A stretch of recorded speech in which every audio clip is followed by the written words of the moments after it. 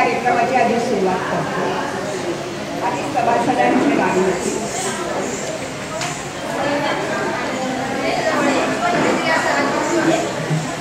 दिवा madam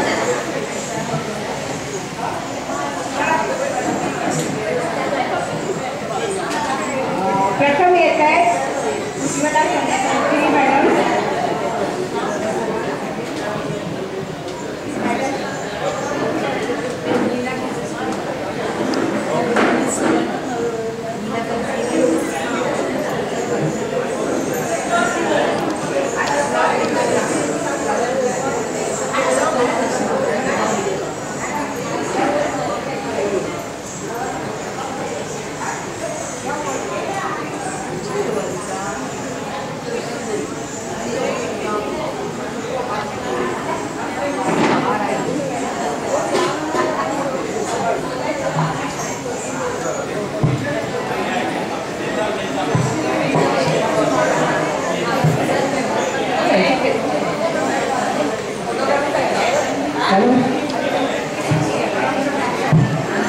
stand नाही हे पाहिजे आपल्याला.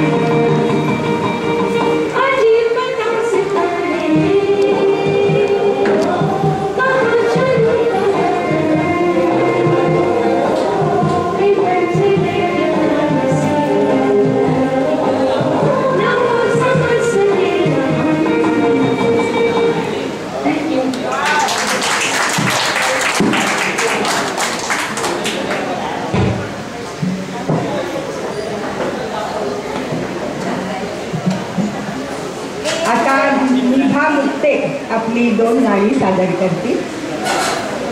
एक हिंदी गाणं आहे, एक मराठी गाणं.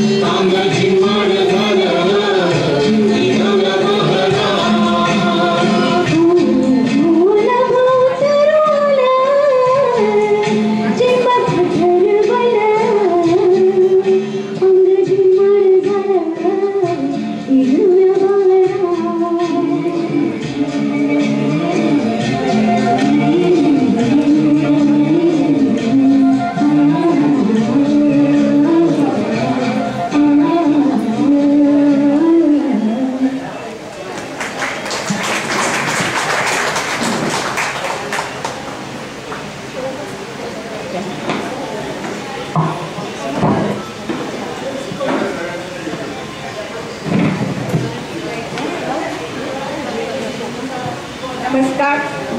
आता आपल्या सत्कार मूर्ती मनीषा दाभोळकर आणि अध्यक्षा रत्ना चटर्जीचे पाचारण झालेल्याच आहे.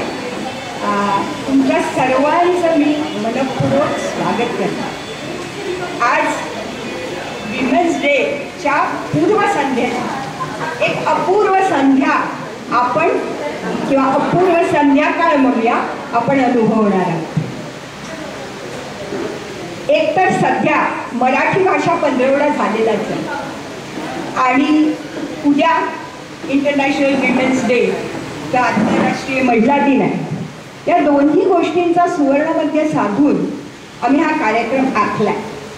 आजचा कार्यक्रम सब कुछ महिला अशा स्वरूपाचा आहे. पुरुषांना फारसं इथे आपल्या डायसवर तरी स्थान नाही आहे आजचा दिवस. आणि दुसरी आनंदाची बातमी म्हणजे आपल्या संघाला संदर्भ ग्रंथालय आणि इथे असलेले ग्रंथ भेट म्हणून मिळालेले आहे. तर त्याचं यानंतर आपण उद्घाटन करणार आहोत. पुढचा आजचा कार्यक्रम तुम्हाला सांगते. या ग्रंथालयामध्ये इतिहास, साहित्य आणि शास्त्र विषय अतिशय उत्तमोत्तम ग्रंथ आहेत आणि ते तुम्हाला वाचायला इथे बसून वाचायची परवानगी आहे. साधारण 100 ग्रंथ इथे आहेत आणि अत्यंत चांगले म्हणजे संदर्भासाठी उपयुक्त असा मराठी वाङ्मय कोश हाही इथे आहे. इतिहासाचे नासम इनामदारांची पुस्तकं, अतिशय चांगली इतिहासाची पुस्तकं ह्यांचा संग्रह आपल्याला मिळालेला आहे. तो आपण त्याचं उद्घाटन करणार आहोत. आज दरवर्षी आपण महिला दिनाला एक यशस्वी उद्योजिकेला एका आमंत्रित करतो आणि तिचा सत्कार करतो. त्यानुसार आज आपल्याकडे ॲव्हॉन कंट्रोल्स प्रायव्हेट लिमिटेडच्या यशस्वी व्यवस्थापकीय संचालिका मनीषा दाभोळकर यांना आपण आमंत्रित केलेलं आहे.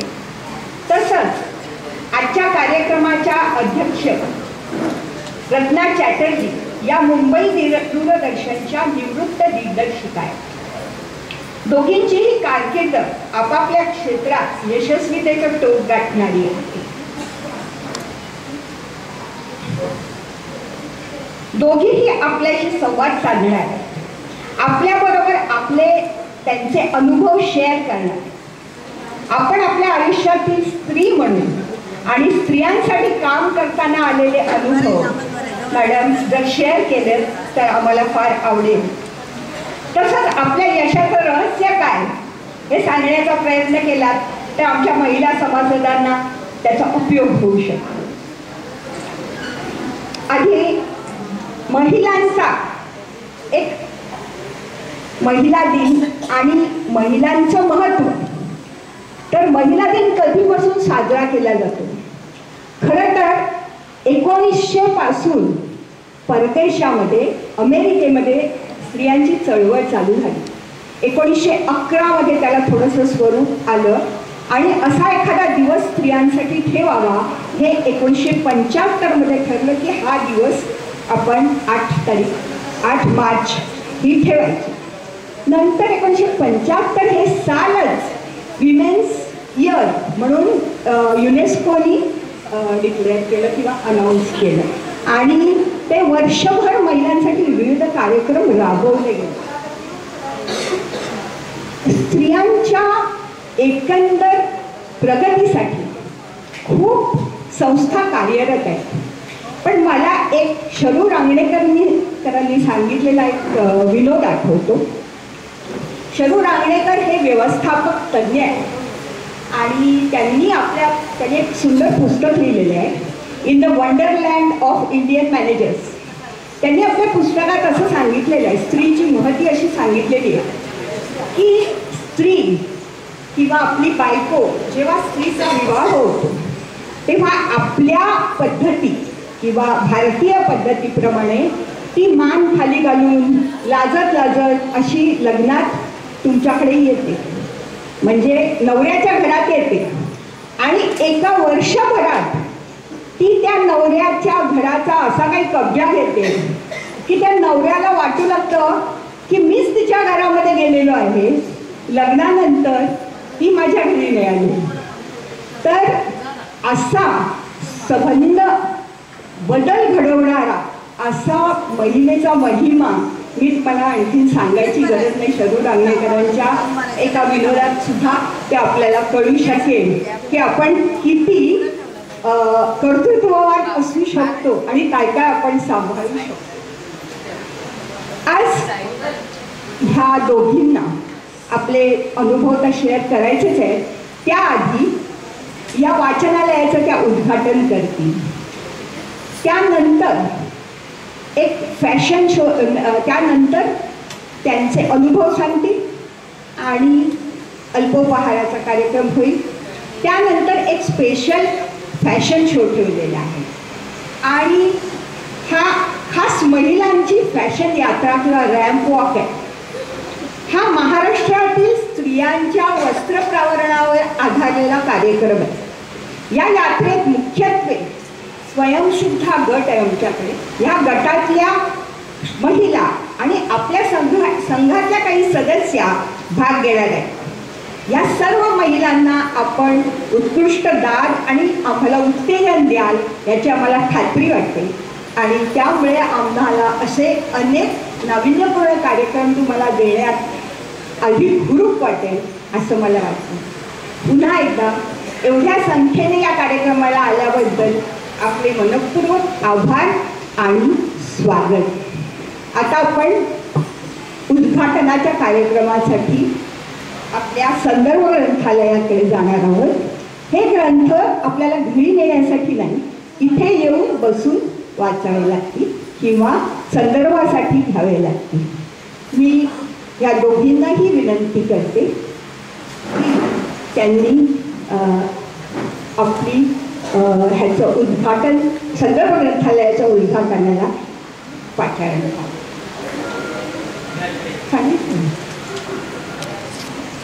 मनीषा दाभोळकर आणि रत्ना चॅटर्जी दोघे. नंतर त्यांची ओळख करून देईन.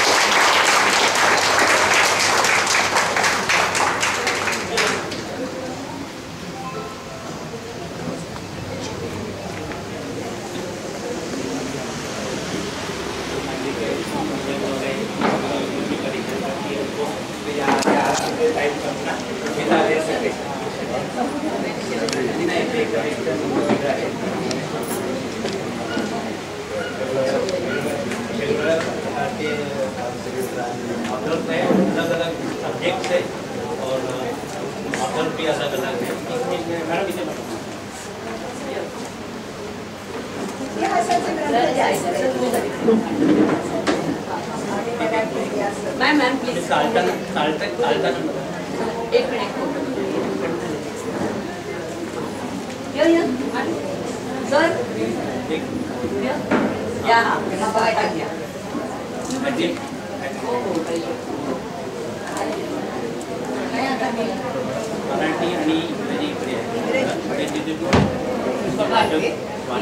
आणि पुस्तक वाचक मंडळी मराठी म्हणजे वाचनाची आवड सगळ्यांना लागण्यासाठी मेन आहे आणि आमचे मेजर खूप वेगवेगळे प्रयोग करत असतात दुसऱ्या चांगले काहीतरी त्यांना मिळावं लोकांना.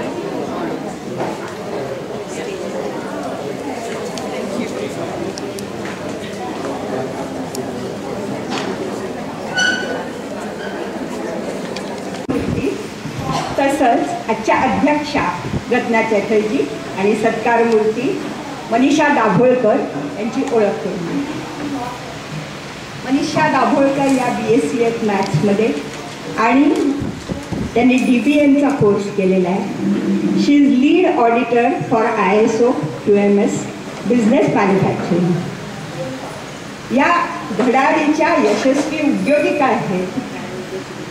1995 पासून ॲव्हॉन कंट्रोल्स प्रायव्हेट लिमिटेड या कंपनीच्या उत्पादन कार्यशाळेपासून सर्व विभागांचा अनुभव घेत आपल्या वडिलांकडून मिळालेला समृद्ध वारशाचा विनियोग करत आणि तो जपत त्यांनी आपल्या कंपनीला गुणवत्तेच्या शिखरावर आणून पोहोचवलेला. आज त्या या कंपनीच्या व्यवस्थापकीय संचालक. आपल्या कर्मचाऱ्यांना मानव केंद्रित प्रशासनाने प्रभावी नेतृत्व दिल्याबद्दल महाराष्ट्र टाइम्सने 2022चा महाराष्ट्र गौरव पुरस्कार देऊन त्यांना गौरवले आहे आणि त्यांच्या कामाचा यथोचित सन्मान केला. अजोड कार्यक्षमता, कार्यतत्परता आणि चिकाटी या गुणाच्या जोरावर आज त्यांनी जी प्रगती केली आहे ती पाहण्यासारखी. अशा व्यक्तीचा सत्कार करणं हा आम्ही आमचा सन्मानच मानतो. आता आजच्या अध्यक्षा रत्ना चॅटर्जी यांच्याबद्दल. रत्ना चॅटर्जी या संस्कृत आणि म्युझिक ह्याच्या पदवीधारी. अशा कार्यक्षम उद्योजिकेचा सत्कार करायला आपल्याला ज्या अध्यक्षा लाभलेल्या आहेत त्याही तितक्याच तोलामोलाच्या आहे असं म्हटलं पाहिजे. त्यांनी मुंबई दूरदर्शनच्या निवृत्त दिग्दर्शिका म्हणून आता दिग्दर्शिका आहेत निवृत्त. आपल्या करिअरची सुरुवात आकाशानंदांच्या ज्ञानदीप या कार्यक्रमाच्या निर्मितीच्या सहभागाने त्यांनी केली आणि त्यानंतर नवनवीन कार्यक्रमांच्या आखणीमध्ये त्यांचा सहभाग होता मुंबई दूरदर्शन. स्वतः बंगाली असूनही माझी माय, स्मार्ट सूनबाई, चालता बोलता यासारख्या खास स्त्रियांसाठी अशा असलेल्या अनेक कार्यक्रमांची निर्मिती त्यांनी केलेली आहे. गडचिरोली सारख्या ग्रामीण भागात जाऊन त्यांनी खास बायकांवर कार्यक्रम केले. कारण त्यांनी त्याच्यात असं म्हटलंय की या बायकांना प्रोजेक्शन कधी मिळत नाही, त्यांना ते देण्याचा त्यांनी प्रयत्न केलेला आहे. तसंच मन्ना डे, लाड म्युझियम आणि कॅन्सर रुग्णांसाठी असलेला शांती अवेदना आश्रम यासारख्या विषयावर त्यांनी डॉक्युमेंटरीज केलेल्या आहेत आणि याची निर्मिती केल्याबद्दल त्यांना अनेक पारितोषिक मिळाले. पारितोषिक मिळाले. एकतर मटा पुरस्कार, महाराष्ट्र टाइम्सचा पुरस्कार, सह्याद्री पुरस्कार, हा माझी माय हा जो कार्यक्रम त्या घेत असत, सकाळी तो लागत असेल, मला आठवतं, फार सुंदर कार्यक्रम होता. प्रसिद्ध लेखक, कवी आणि सिनेमातली मंडळी यांच्या आईवरचा कार्यक्रम होता तो माझी माय आणि त्याच्यासाठी त्यांना पुरस्कार मिळालेले आहे. तसंच कलागौरव पुरस्कार, महर्षी शाहू महाराज पुरस्कार नाशिकचा हा त्यांनी पटकावलेला आहे. सध्या त्या वांद्र्याला गरीब मुलांच्या NGOमध्ये काम करतात. अशा दोघीही तुल्यबळ आज आपल्याला वक्त्या लाभलेले आहेत. तर आम्ही त्यांचं स्वागत करतो आधी आणि मी त्यांना गुच्छ आणि मोमेंटो देण्याची विनंती करते. अध्यक्ष केळवेकर गुरुजी, त्यांना मी विनंती करते की मनीषा दाभोळकरांना पुष्पगुच्छ द्या.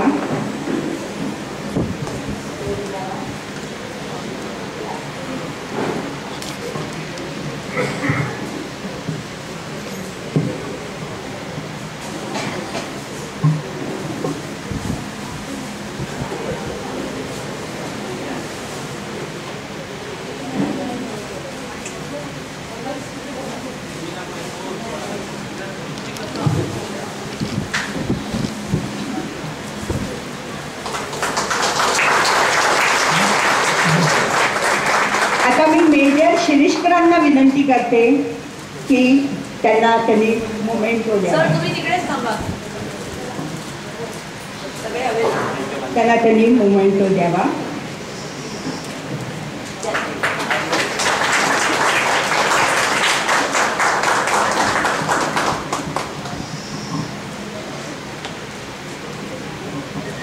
थँक्यू.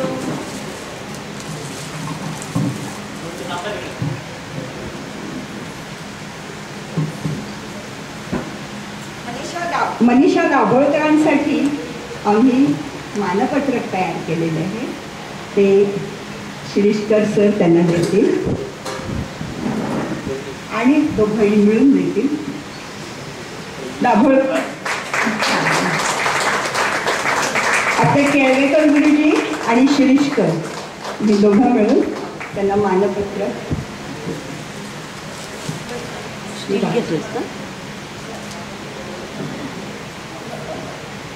वाचून दाखवतो.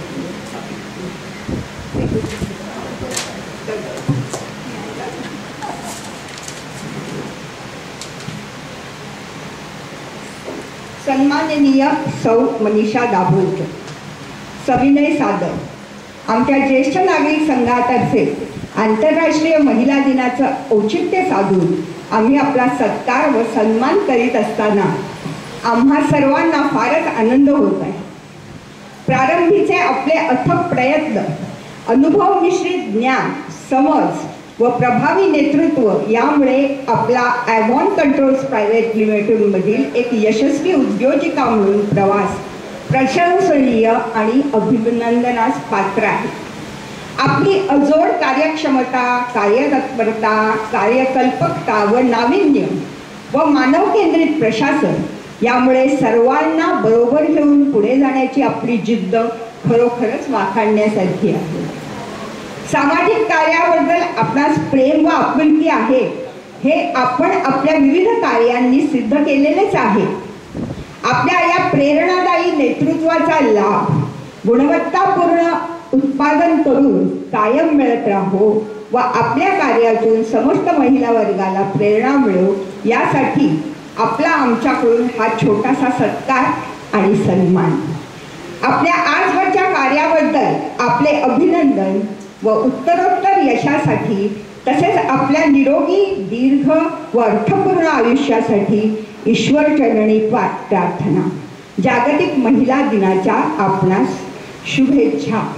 ज्येष्ठ नागरिक संघ, RTO परिसर, अंधेरी पश्चिम.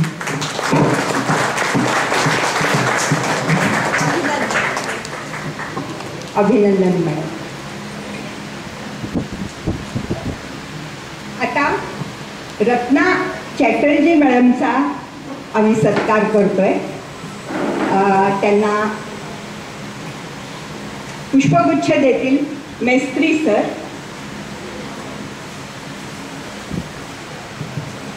आपले सेक्रेटरी श्री मेस्त्री त्यांना पुष्पगुच्छ देतील.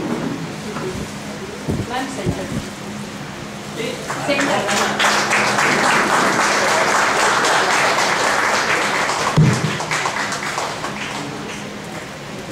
आणि भालचंद्र देसाई त्यांना मोमेंटो देते आणि त्यांचा सत्कार.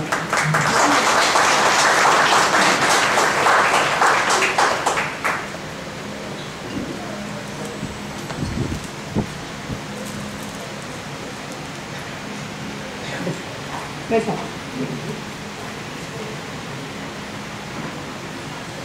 आता मी सत्कार मूर्तींना विनंती करते की त्यांनी आपली यशोगाथा सांगावी आणि आपल्याशी संवाद साधावा. नमस्कार.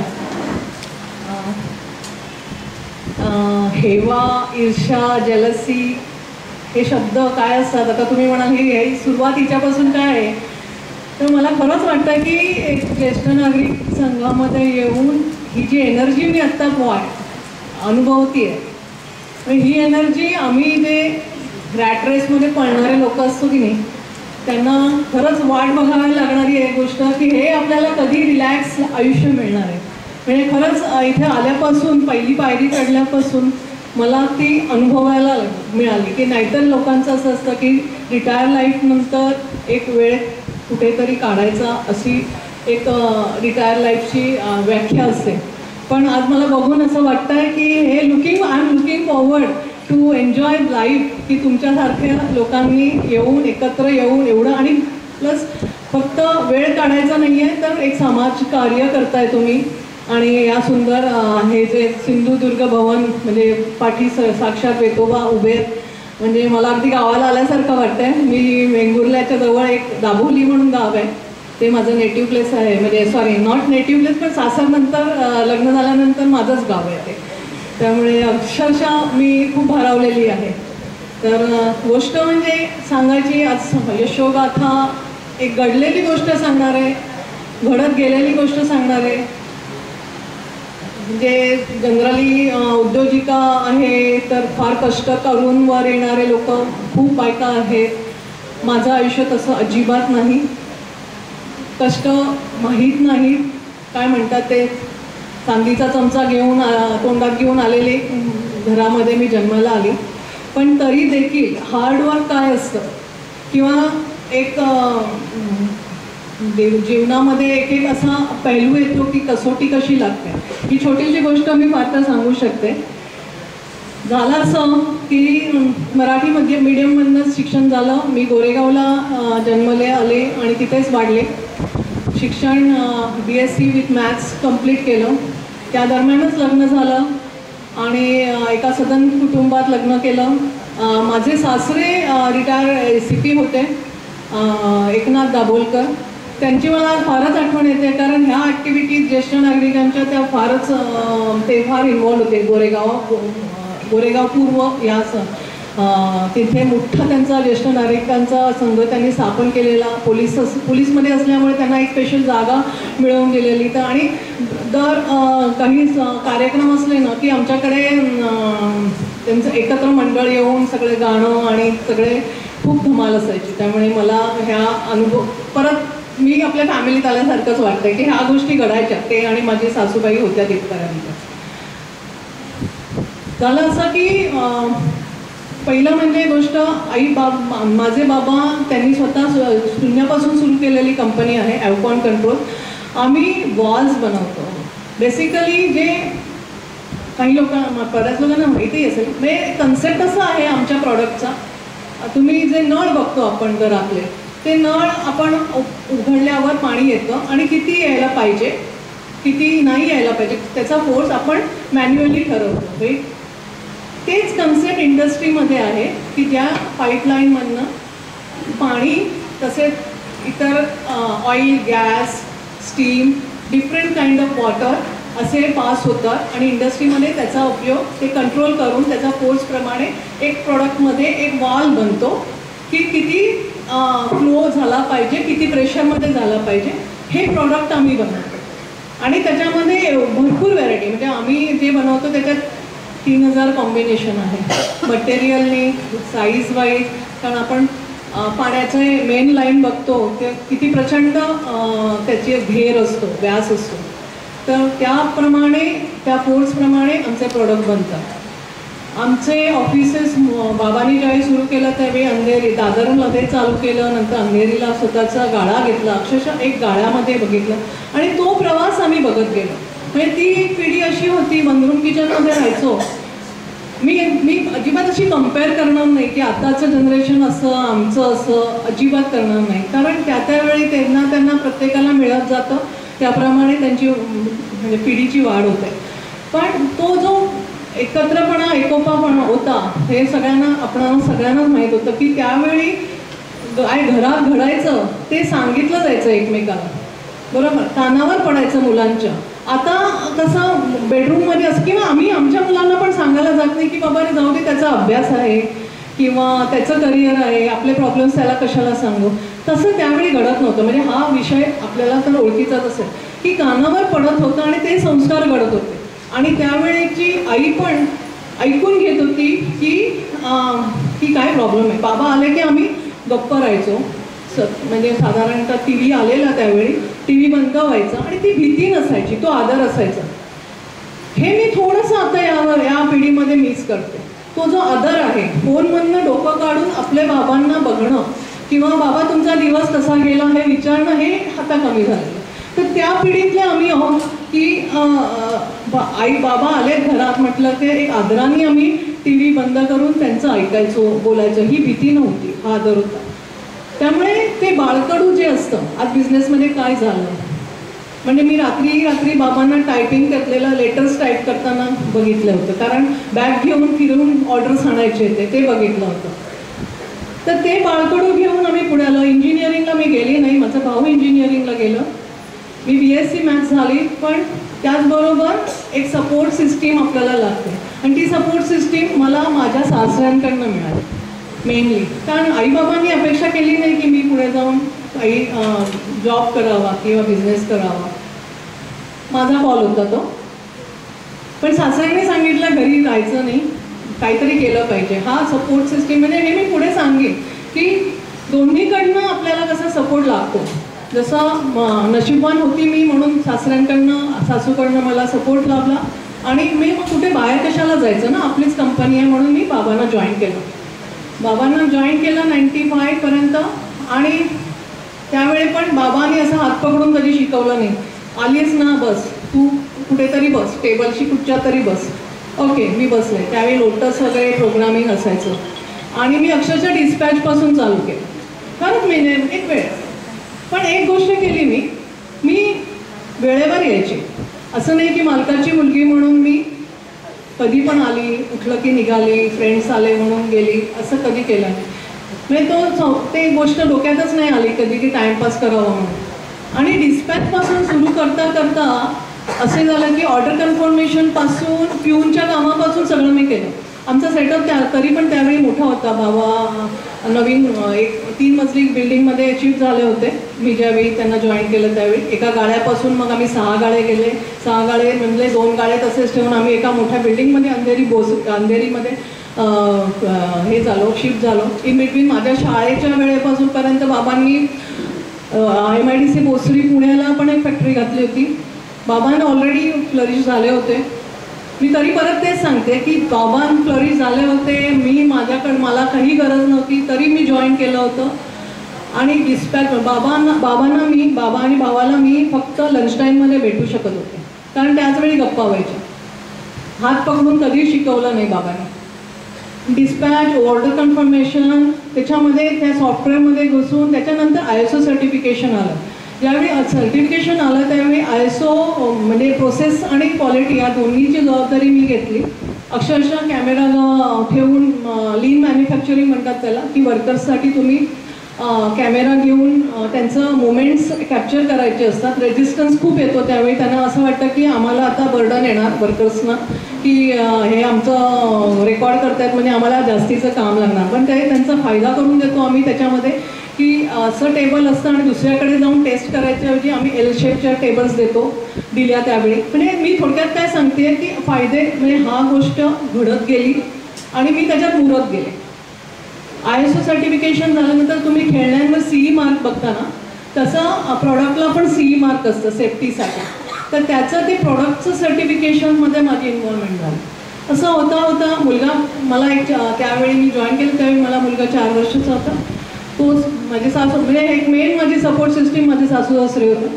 त्यामुळे मला घरी काही बघायला लागत नव्हतं. ते बर्डन नव्हतं घरी जाऊन. पण मी इन बिटवीन मी असं नॉर्मल पण सांगेन, माझ्या आईने ना एक मंत्र दिलं होतं. म्हणजे यावेळी इथे कोणी जर सुना असतील त्यांनी ऐकावं. आईने एक मंत्र दिला होता की मी होते बिझनेसमॅनची मुलगी होते, माझे सासरे पोलीसमध्ये होते, पण कंपॅरिझनला बाबांचं स्थान थोडं फायनान्शियली वर होतं. आईने मला काय सांगितलं माहिती आहे की ज्यावेळी आम्ही तुझ्या घराची पायरी चढू ना त्यावेळी आमची मान वर पाहिजे. का बरं? म्हणजे सासूने तुझ्या असे टोमणे नाही घातले पाहिजेत की माहिती तुमची मुलगी बाहेर खूप छान आहे, आम्हाला काय वागवते ते मला माहिती आहे. हा एक मंत्र माझ्या आईने दिला आणि हा मी मिस करते माझ्या इतर लोकांकडे बघून की बाई तू श्रीमंताची आहेस, तू तसंच वागलं पाहिजे. इथे थोडंसं बॅकफूट घ्यावं तरुण पिढीने, हे मी सांगते तुम्हाला. हे थोडंसं बॅकफूट, ह्याच्याने आपल्या त्वचेला काही होल पडत नाही. पण कुठेतरी एक मान असतो सासूचा की त्यांचे अनुभव असतात आणि त्यांनी एवढी वर्ष जवळजवळ मोस्टली आता जे लग्न होतात मुलींची त्यावेळी 28-29 शिवाय लग्न होत नाही. माझ्या लग्नात मी 20 वर्षाचीच होती. पण ते जो ॲडॉप्शन असतं ना ते फार महत्त्वाचं असतं. कारण सासूचं घर आहे, तिनं केलेलं आहे, ते ॲक्सेप्ट करायला काय हरकत आहे. परत आंतरजातीय विवाह झाला तर पद्धतीसुद्धा वेगळ्या असतात. हा मंत्र तुमच्या मुली असतील तर नक्कीच द्यावा त्यांना, असं मी नक्की सांगेन यावेळी. तर अशा रीतीने माझी वाटचाल चालत असताना सगळं छान होतं. मुलगा इंजिनिअरिंगला गेला आणि कोविड आला. कोविडमध्ये माझा भाऊ सगळं बघत होता, त्यामुळे प्रोडक्शन भाऊ बघायचं. मी प्रोसेस अँड क्वालिटीमध्ये होते. आणि मोठी गोष्ट सांगत नाही सगळे डिटेल.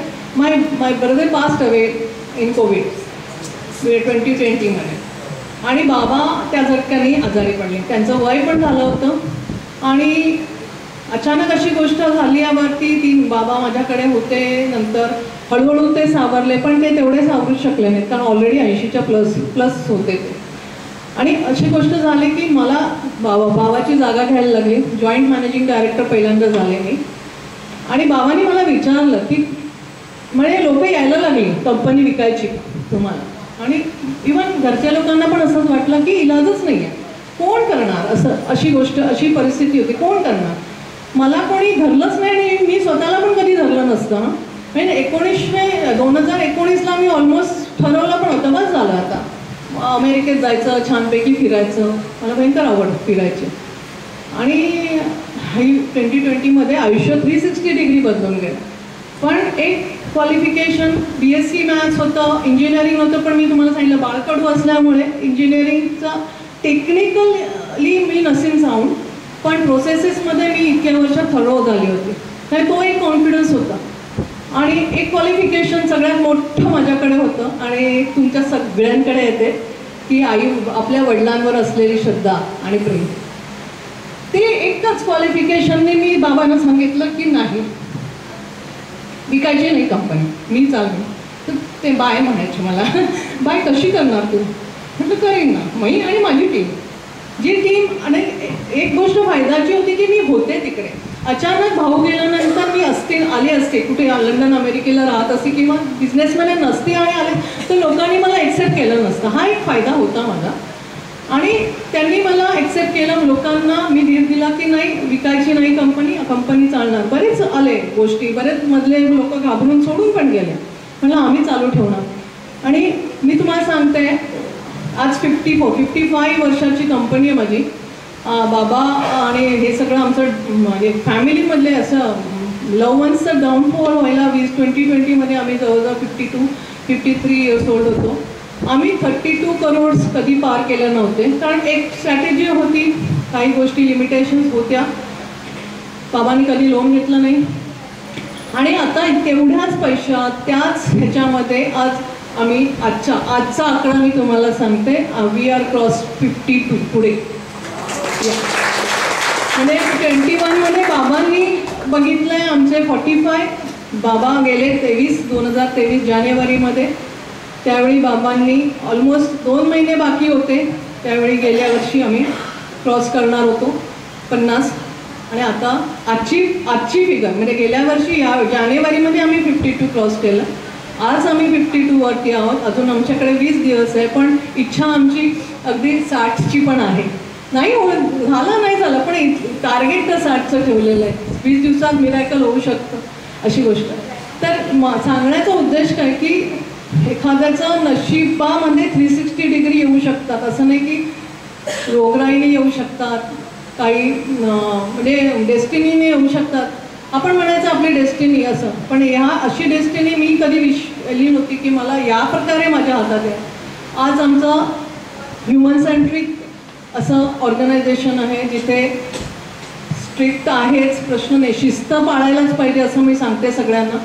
पण त्याचबरोबर आम्ही प्रत्येक इक्वॅलिटीचा पण आम्ही होता. उद्या आमच्याकडे पण महिला दिवस साजरा होईल. 10-12 महिला आहेत आमच्याकडे, फार नाही आहेत.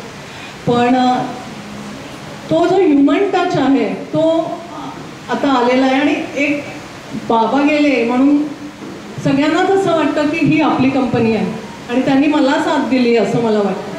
त्यामुळे यशोगाथा म्हटलं तर हे डेस्टिनीवर आहे, पण हार्डवर्कवर पण आहे, इच्छाशक्तीवर प्रचंड अवलंबून आहे. जी काय तुमची इच्छाशक्ती असेल त्याच्यावरती तुम्हाला किती पुढे जायचं आहे हे तुम्हाला कोणीच रोखू शकत नाही या गोष्टीवर, ज्यावेळी इच्छाशक्ती असते त्यावेळी. त्यामुळे मी सरांना म्हटलं आहे की मी काय सांगणार, तुमच्याकडनंच एनर्जी मी जास्ती घेणार आहे पुढे जाण्यासाठी, की या वयाच्या स्टेजला येताना पण आपल्याला एक एनर्जी पाहिजे, हेल्थ कशी सांभाळावी हे सगळं तुमच्याकडनं एनर्जी मी बघितलेलीच आहे. त्यामुळे फार मला सांगण्यात मी मिक्स केलं सगळं, की सुनांना पण थोडासा ॲडवाईस दिला, मला पण सून आहे बरं का आणि सासवांना पण थोडं आहे, सासू सासऱ्यांना पण आहे, त्यांचा पण सपोर्ट महत्त्वाचा आहे. थोडं काय दुसऱ्यांची घरातली मुलगी आलेली असते, मी सांगितलं तसं 29-30 वर्ष हल्ली मुलींचे लग्न होतात त्यावेळी वय झालेलं असतं ऑलमोस्ट 28-29, त्यामुळे थोडे रिजिड मतं झालेली असतात, तर कठीण होऊन जातं, मला कबूल आहे. पण हा जो शाब्दिक सपोर्ट असतो की नाही, नाही वेगळं काही करायला लागत नाही हो, शाब्दिक सपोर्टनी पण मी दोन्ही बाजूनी बोलते आहे, दोघांची रिप्रेझेंटेटिव्ह आहे सध्या, की शाब्दिक सपोर्टनी सुद्धा एक उभारी येते. म्हणजे माझी एक मावशी आहे, ती बीएड करायची, मुंबईला यायची, 4-5 दिवस नंदेकडे राहायची, म्हणजे नणंद पण सपोर्टिव्ह होती. पण अलिबागला गेली ना की तिची सासू 1 कप चहा द्यायची आणि मग मात्र सॅटर्डे संडे पूर्ण अजिबात काम नाही करायची. पण जो पहिला तिला चहा मिळायचा ना त्याच्यावर ती 2 दिवस अजून काढायची आणि तिला हे घ्यायचं की अरे 5 दिवस माझ्या सासूने माझ्या मुलांना सांभाळलंय, तर ह्या गोष्टी झाल्या पाहिजे. तर हे टेक अँड गिव्ह आहे, म्हणजे घेणं पण आहे देणं पण आहे. हे मेन अवलंबून असं सुखी संसार, आणि सुखी संसार म्हणजे नवरा बायकोचाच नाही, त्या नवऱ्याचं पण गोष्ट होता. आता मी फार दुसऱ्याच प्रकारे जाते असं मला वाटतंय. पण म्हणजे उद्योजिका होणं किंवा मेल पण म्हणजे पुरुषाने पण होते, त्याला जी मानसिक स्टॅबिलिटी लागते ना ती फक्त तुम्ही घरूनच देऊ शकता. कारण अचानक कोणी असं शट ऑफ होऊन, घरचा विचार शट ऑफ होऊन कोणी करू शकत नाही. माझे बाबा एवढे मोठे होते, 4 फॅक्टरीज त्यांनी स्वतःच्या जीवावर केल्या. माझे आजोबा, ज्यावेळी माझ्या बाबांनी चालू केलं विजेटियामधनं इंजिनिअरिंग केल्यानंतर, आजोबा रिटायर्ड आर्मी ऑफिसर होते, त्यांनी दोघांनी चालू केलं. काही अनबन झाली, ते 10,000 रुपये आणि 1 लेथ मशीन घेऊन बाहेर पडले आय थिंक 67मध्ये. आणि नंतर 2 वर्षात बॉयलर कंपनी इथे तिथे जॉब करून त्याने स्वतःचं हे चालू केलं. पण जी सपोर्ट सिस्टीम, ती स्टॅबिलिटी, त्यांच्या पाठीमागे जो घराचा सपोर्ट होता. माझ्या आईने मी कधी भांडलेलं बघितलं नाही, मी अतिशयोक्ती सांगत नाही हं. आईने जे सपोर्ट केलं आहे ना, बाबा सगळ्या सभेत सगळ्यांना तेच सांगायचे की ती घरून जे स्टॅबिलिटी पाहिजे ना, ती पुरुषाला असो किंवा बाईला असो, ज्यावेळी ती बाहेर एक काम करत असते ना, तर पाठीमागून तो सपोर्ट किंवा शांती मिळवायला पाहिजे. तो एक मेन भाग आयुष्यामध्ये यशाचा एक भाग असतो, त्याच्याशिवाय ह्या गोष्टी होत नाही. तर आता तुमच्यासमोर सगळ्यांना एवढे अनुभव असताना मी आणखीन घराच्या अनुभव काय सांगावे. पण ही एक अशी आहे की आयुष्य सगळं सुरळीत जाणाऱ्या एका बाईच्या आयुष्यामध्ये कसं चेंज होऊ शकतो आणि तिथे पण चिकाटीने आपण कसे उभं राहू शकतो, या गोष्टी मला फार आज शेअर कराव्याशा वाटतं. आणि आणखी काय सांगणार मी तर अशा रीतीने सगळा संसाराचा गाडा सगळा व्यवस्थित चाललेला आहे. आणि DNA माझ्या ऑलरेडी ते बिझनेस DNA होता, त्याच्यामुळे आणखी उभारी आहे. त्याचबरोबर मी हेल्थचं पण सांगेन. मी खूप हेल्थ कॉन्शियस असं, म्हणजे खूप असं एक्स्ट्रीम नाही आहे, पण मी इंटरनली अंतर्गत मला बघत असते की आपल्याला काय करायला पाहिजे. त्यामुळे आज माझं वय 56 आहे आणि लवकरच मी पण ज्येष्ठ नागरिक होणार आहे. पण त्या मनाने कसं हेल्थला काळजी घेतली पाहिजे ह्या गोष्टी पण खाण्यावर, मेनली आता जे बाहेरचं खाऊन किंवा अशा गोष्टींनी होतं, ह्याचं तुमच्यासारख्यांना सगळ्यांना सांगायची गरज नाही आहे की आपल्या आधीचं जे खाणं होतं ते वेगळं होतं आणि आताचं वेगळं आहे. पण तरी पण जे भाज्या पण मिळतात त्या पण किती चांगल्या असतात, म्युटेड असतात. आपल्याला अंडीसुद्धा एका दुकानातनं घेतलेली आणि दुसऱ्या दुकानातनं घेतलेली याचा फरक असतो. कधीतरी वाटतं खरं अंड आहे की दुसरंच काहीतरी, याचं ते व्हिडिओजमध्ये वाटतं. त्याचप्रकारे तुमचं ज्या ज्येष्ठ नागरिकांच्या आयुष्यामध्ये जे तुम्ही आता जी मजा करता त्याबद्दल पण एक व्हॉट्सअप आलेलं की त्याच्यामध्ये ते सांगत होते की आम्ही आमच्या मुलांना की नाही आम्ही काय काय करतो ते सांगतच नाही. आम्ही पिक्चरला जातो, आम्ही नाटकाला जातो, आम्ही एकत्र असे फ्रेंड्सबरोबर फिरतो. म्हणजे मुलांना म्हणे इन्सिक्युअर किंवा हे होतं की अरे आम्ही कधी करणार. हेच ही भावना मी तुम्हाला सांगितलं ना, मला आत्ता आल्यापासून आली की ही जी स्टेज आहे ती जी तुम्ही एन्जॉय करताय ना, ती खरंच तिला तुम्हाला पुढे घेऊन जाणार आहे. तीच तुमचं आयुष्याचं मेन एनर्जी आहे की घरी गेल्यावर आपले आपले प्रॉब्लेम्स असतात, सगळ्यांनाच असतात, कोणाला नसतात असं नाही. प्रॉब्लेम नसेल तर जिंदगी कशी असणार आहे. पण ही जी एनर्जी तुम्ही घेऊन जाता घरी तीच महत्त्वाची आहे आणि तो वेळ फार महत्त्वाचा आहे. आता आणखी मी काय सांग, माझी गोष्ट म्हणून मी सांगते. तर तुम्हाला मी फक्त गोष्ट सांगितली, त्याच्यातनं तुम्हाला काही बोध घ्यायचा असेल तर घेऊ शकता. बाकी मी फार वेळ घेत नाही तुमचा. Thank you very much. Thank you very much.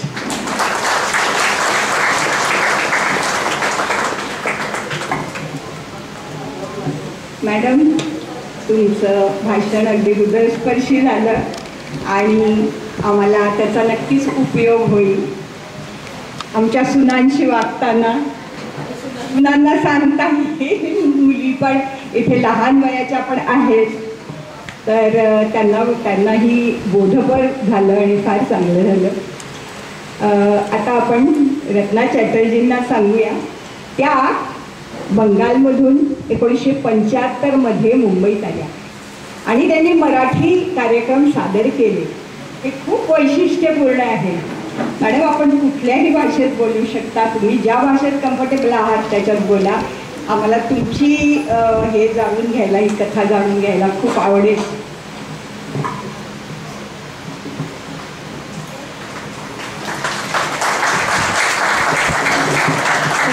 नमस्कार.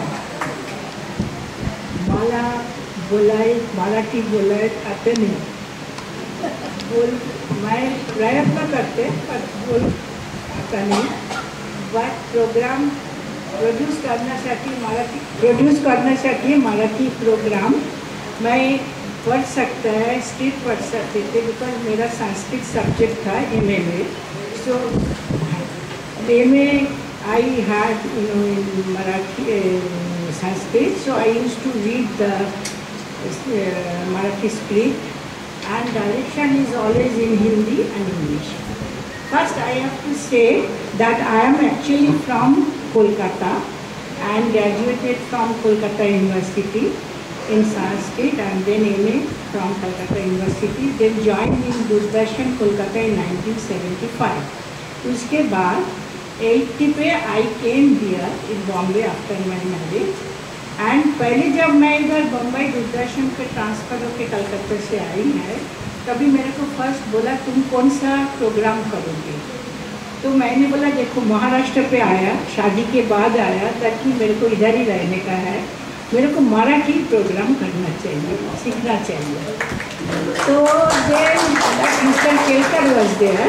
Mister Kelkar say it is great, you do Marathi as well as that time educational program used to go in air, that is Shalay Chitravani and Gyandeep is adult education. So Akashanand was from Ambiri only, he was, and he was my first producer to produce the program, how to assist in the program and Marathi सीखने का. And that time तब से मैंने मराठी चालू KIA सीखने का. End English के लिए for the English national network के लिए I used to do the Marathi English program like Manna Dey, R.D. Burman and all programs, you know. And I got for world painting in 1988 I got ABU award for the documentary all India abroad from ABU award, then France Festival awards, all the international awards for national network. Then once Akashanand told me, you produce yourself Marathi program. Then slowly after 4-5 years, you know, I started producing Marathi program. Because I can read, I can understand. If you say wrong, I can tell you. But if I talk to you, I feel that kuch gadbad ho jayega, I should not speak Marathi. And then slowly I marketing started in Doordarshan. So competition started, so they told me to do some program. Then I started first my Marathi program, education through entertainment. And तभी करोड़ बनेगा करोड़पति programme was on air.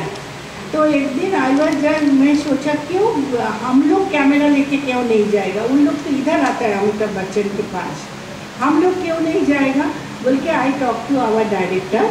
He told, okay, you take the camera and go. So whole team, we have taken one van and we had gone to the villages.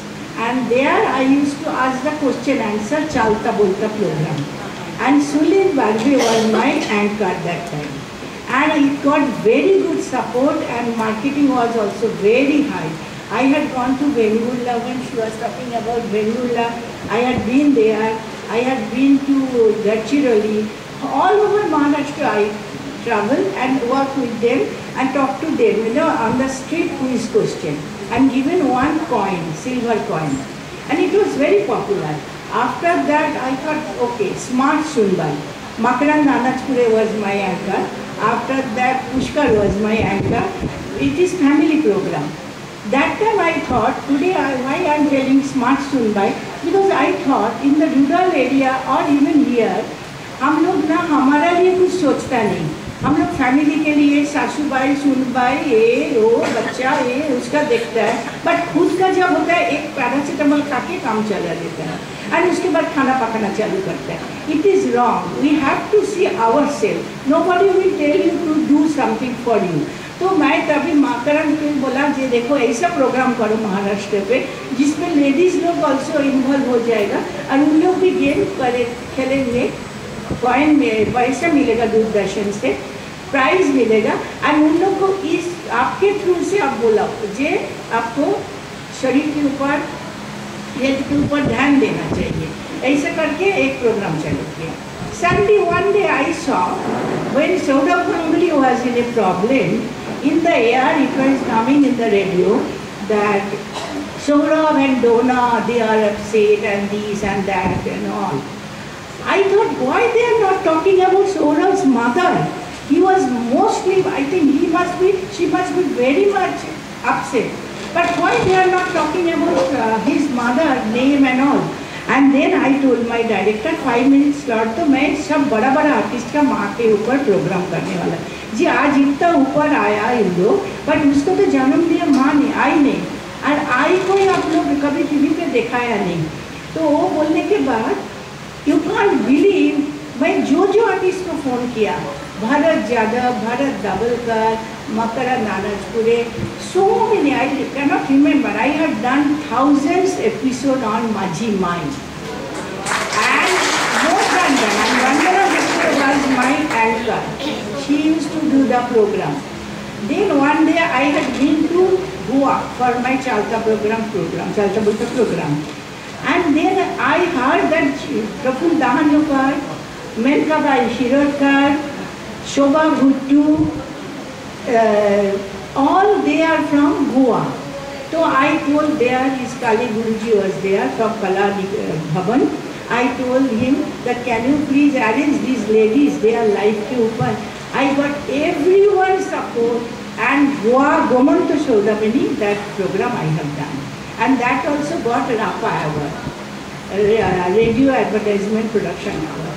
तो मेरे को बोलने का है कि जे लेडीज़ के ऊपर हम लोग दुर्लक्ष्य करने के बाद भी ladies is always in the front. Even for me everybody was telling me before my retirement I got extension 6 years from the ministry extra for that after retirement.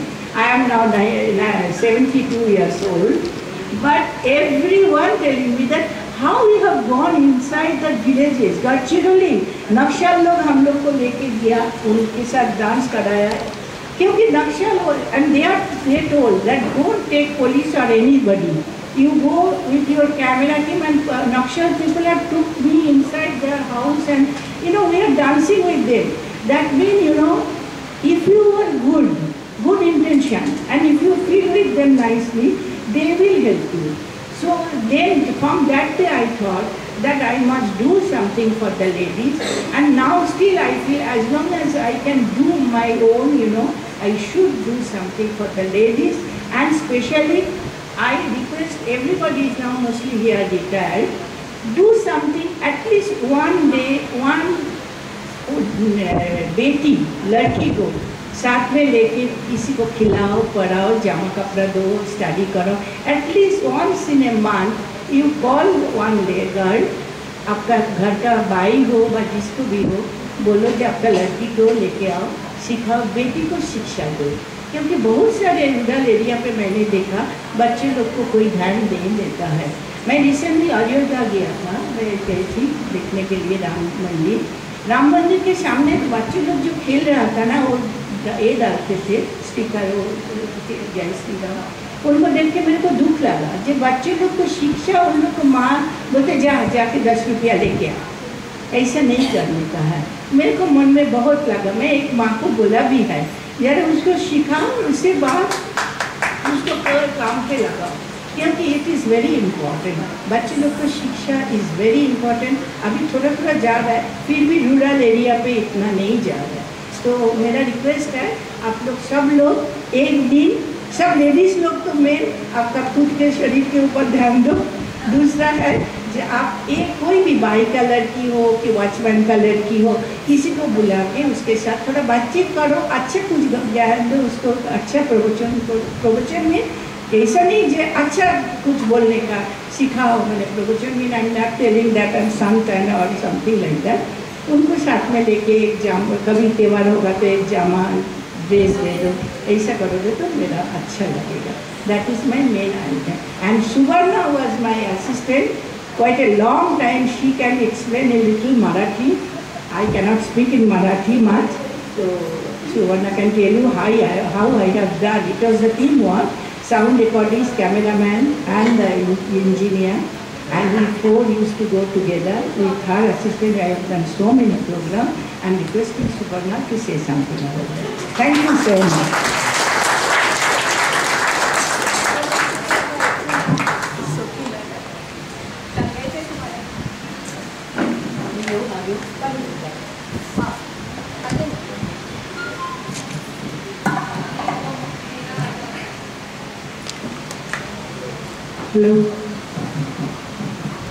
Hello नमस्कार आणि सगळ्यांना वुमन्स डेच्या शुभेच्छा। ॲक्च्युली मॅडमनी सगळं सांगितलेलं आहे, फक्त त्या मराठीत सांगता नाही आलं बोलता नाही आलं कारण रिटायर झाल्यानंतर त्यांचं जरा मराठी बोलणं कमी झालं। जेव्हा आम्ही ड्युटीमध्ये होतो तेव्हा मराठी म्हणजे प्रोग्रामच आमचे मराठी असायचे, चालता बोलता माझी माय ऐका हो ऐका आणि स्मार्ट सुनबाई हे जे मेन छान प्रोग्राम मॅडम जे करायच्या त्यांच्यावर मी त्यांना असिस्ट करायची दूरदर्शनला जोपर्यंत त्या होत्या तिकडे। तर खूप छान प्रोग्राम व्हायचे आणि आम्ही गावागावामध्ये फिरायचं, जसं मला मॅडमने सांगितलं पूर्ण महाराष्ट्र आम्ही फिरलेलो आहोत, प्रत्येक गावात। इवन माझं वडिलांचं गाव हरणे आहे, हरणे दापोली, आम्ही तिकडे सुद्धा ते प्रोग्राम केले होते। पण त्यांनी ॲक्च्युली सगळं सांगितलेलं आहे, फक्त मराठीत सांगितलं आहे। पण आमचे दूरदर्शनचे प्रोग्राम तुम्ही सगळ्यांनी बघितले असतील, सगळ्यांना माहिती असतील, हे प्रोग्राम प्रत्येकाने बघितलेले असणार कारण ते खूप फेमस प्रोग्राम होते। आणि एकच चॅनल आहे आपल्याकडे की सह्याद्री वाहिनी, की घराघरामध्ये पोचलेली असते, त्यांची जी ॲडव्हर्टाईज पण तशी आहे की प्रत्येक घरामध्ये ती सह्याद्री वाहिनी पोचणार, जरी तुमच्याकडे केबल नसेल तरी। हे पहिल्यापासूनच होतं, आता काय केबल आले वगैरे सगळे, पण ही एकच वाहिनी सगळ्यांकडे, त्यामुळे हे प्रोग्राम गावागावात असायचे आणि आम्हाला लांबून सगळीकडनं फोन पण यायचे की हे प्रोग्राम खूप छान झाले, लेटर यायची, आम्ही ती लेटर वाचून दाखवायचो, म्हणजे सगळ्यांना हे प्रोग्राम आवडायचं। आणि ऐका हो ऐका हा प्रोग्राम मॅडमनी कसा केला होता, हा प्रोग्राम असा होता की आम्ही प्रत्येक गावात जायचो। फॉर एक्झाम्पल मी तुम्हाला म्हणते, इथे आम्ही RTO एरियामध्ये आलो आणि आम्ही लोकलमध्ये फिरायचो आणि विचारायचं तुमचे काय प्रॉब्लेम आहे तिकडे। म्हणजे फॉर एक्झाम्पल प्रॉब्लेम म्हणजे काही ठिकाणी पाण्याचा प्रॉब्लेम, विजेचा प्रॉब्लेम, रस्ते खराब, हा जो प्रॉब्लेम होता ना की आम्ही हे प्रॉब्लेम घेऊन आम्ही प्रोग्राम करायचो आणि हे कनेक्ट व्हायचं मिनिस्ट्रीकडे आणि इमिजिएटली आम्हाला कळायचं की त्याच्यावर उपाय झाला आणि रेक्टिफिकेशन व्हायचं। म्हणजे जसं रस्ते खराब आहेत, म्हणजे आजकाल जे रस्ते खराब आहेत, खड्डे वगैरे आहेत असं म्हटलं ना तर लगेच इमिजिएटली करेक्शन, म्हणजे next day next week everything is clean. म्हणजे त्या प्रोग्रामचा इतका इफेक्ट होता। तर बरं आता मी जास्ती बोलत नाही, मॅडमने सगळं सांगितलेलं आहे। थँक्यू, धन्यवाद।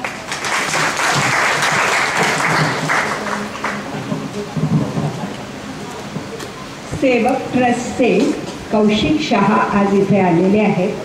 मी मेजर शिरीषकरांना विनंती करते की त्यांना त्यांचा पुष्पगुच्छ देऊन सत्कार करावा.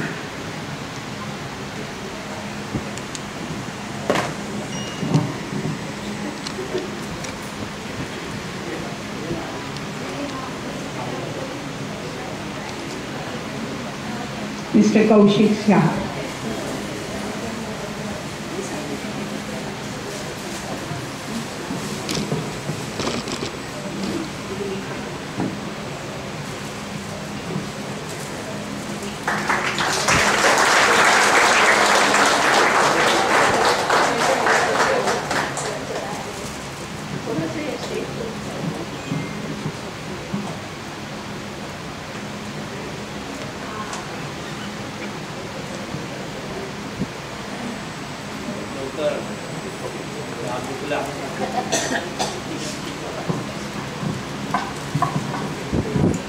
मिस्टर कौशिक शहाला मी विनंती करते की 5 मिनिटं त्यांनी बोलावं, आपल्याशी संवाद साधा.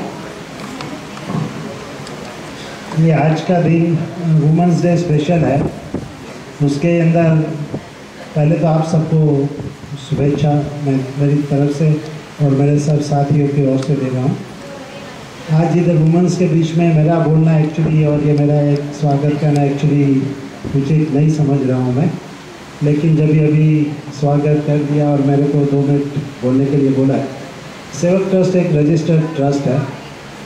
हम लोग ने ये ट्रस्ट 2007 में रजिस्टर किया था, तभी जिसकी किडनी फेल हो जाती है, जो डायलिसिस के पेशेंट रहते थे, उसकी फैमिली की हालत बहुत ख़राब हो जाती थी. कैंसर से भी ये परिवार की हालत बहुत ख़राब इसके लिए होती है क्योंकि कैंसर एक बार डिटेक्ट होने के बाद 4-5 साल में लोग पहले मर जाते थे.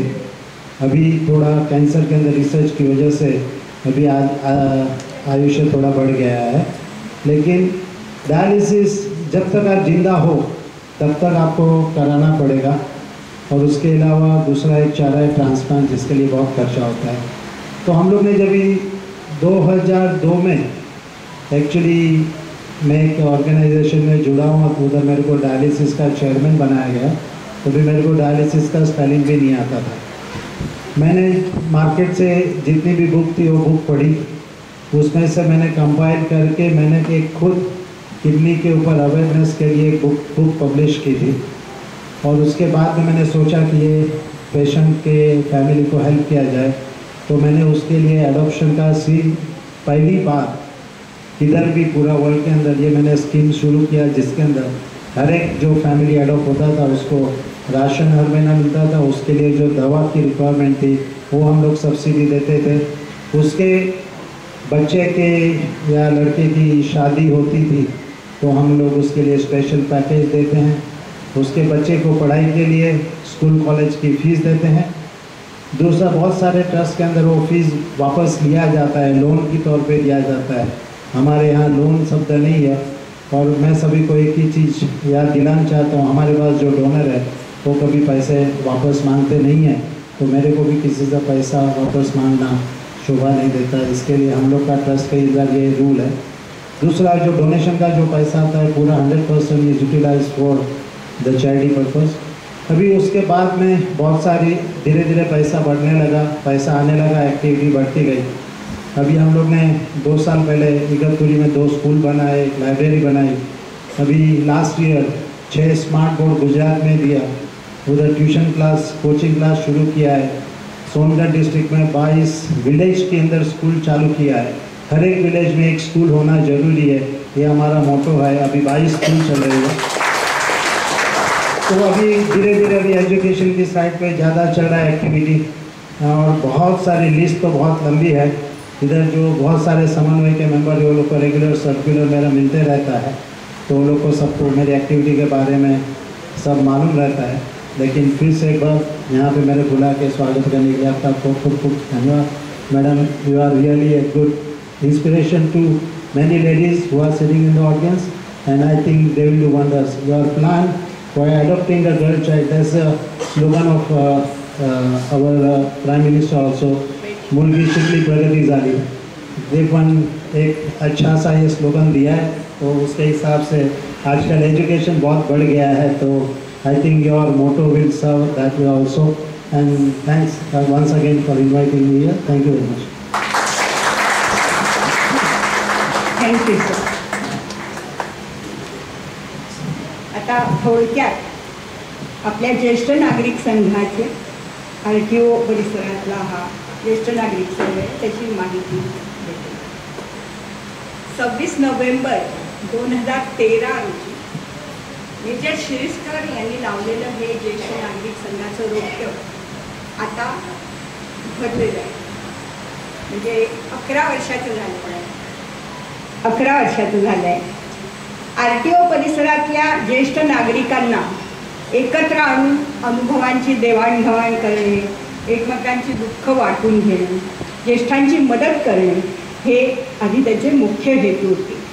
पुढे सभासद संख्या वाढत गेली, आता 185च्या वर सभासद संख्या वाढते आहे। तसेच उपक्रमही वाढत गेले। आपल्या संघातर्फे जे उपक्रम घेतले जातात ते पाहिलं तर आपल्या ज्येष्ठांच्या जगण्याचा उत्सव करण्याच्या दृष्टीने आम्ही प्रयत्न करतो। आपल्यासाठी सण आणि महत्त्वाचे राष्ट्रीय आंतरराष्ट्रीय दिवस साजरे केले जातात। आपण वैद्यकीय शिबिरं घेतो, ज्येष्ठांसाठी अनेक माहितीपूर्ण कार्यक्रम घडवतो। उदाहरणार्थ इच्छापत्र कसं करावं, आयुष्याचं बॅलन्स शीट असा हल्लीच एक कार्यक्रम केला होता। नॉमिनेशन म्हणजे काय, नॉमिनेशनच्या इम्प्लिकेशन्स काय, टॅक्स सेव्हिंग, रिटायरमेंट फायनान्स यासारखे विविध सर्वस्पर्शी आणि प्रबोधनपर असे कार्यक्रम तिथे आपले छंद जोपासण्यासाठी, गाणी म्हणण्यासाठी शिक्षक नेमलेले आहेत आणि आम्ही गाणं शिकायला येतो। इथे बुद्धिबळासारखे खेळ खेळण्यासाठी केरम खेळता येईल अशा सोयी इथे उपलब्ध करून दिलेल्या आहेत। आणि मेजर शिरीषकर आणि श्री राऊत यांची वृद्धाश्रमाची संकल्पना लवकरच आकारात घेत आहे। संध्या छाया भिगविती हृदया अशी जेव्हा अवस्था झालेली असते तेव्हा अशा सोयी सुविधा ज्येष्ठांना पुरवताना आम्हाला सर्वांना एकत्र घेऊन संघ चालवण्याने कर्तव्यपूर्तीचा आनंद आणि समाधान मिळते। आर्थिक टंचाई सतत जाणवत असतानाही आपल्या सर्वांच्या पाठिंब्यामुळे आजवरची संघाची वाटचाल आश्वासक झाली। उत्तरोत्तर आम्हाला सर्व परींनी आपला सहयोग मिळाल्यास आपला संघ अधिक जोमाने यशस्वी होईल अशी निश्चितच आशा करूया। नमस्कार।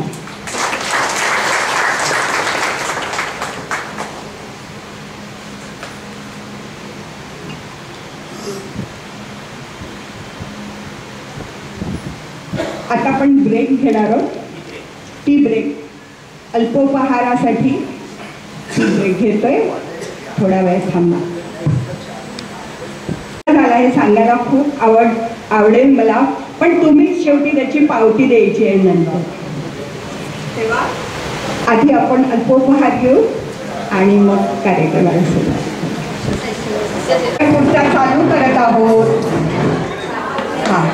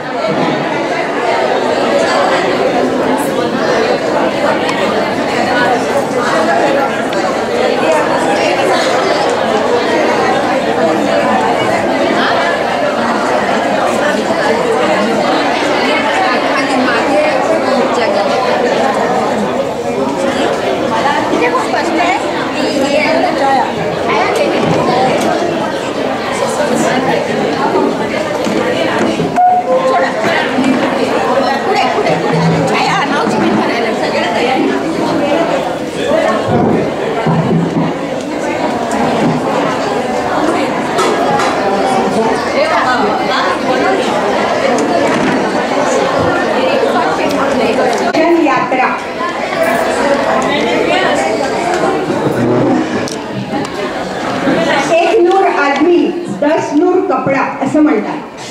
स्त्रियांबाबत आपण म्हणूया, एक नूर औरत तो हजार नूर कपडा असं म्हणावं लागतं. शरीराचं संरक्षण, लज्जारक्षण, सौंदर्यवर्धन आणि प्रतिष्ठा प्रदर्शन यासारख्या वेगवेगळ्या प्रेरणा मैदानापाठीमागे आहेत असं म्हटलं जातं. वस्त्र घालण्यामागच्या आद्य प्रेरणा ही लज्जारक्षणाची आहे का देहरक्षणाची हे निर्विवादपणे सांगता येणार नाही. फॅशन ही आधुनिक काळातील एक महत्वाची प्रेरणा आहे हे मात्र नक्कीच. महाराष्ट्रीयन पोशाख हा केवळ फॅशनचा शोध आणि सौंदर्याचा बोध करत नाही, तर त्याहून महत्वाचं म्हणजे आपल्या राज्याच्या समृद्ध वारशाचं चित्रण करतं. हवामानामुळे आणि काळानुसार पेहराव पद्धतीत मूलभूत फरक पडतो.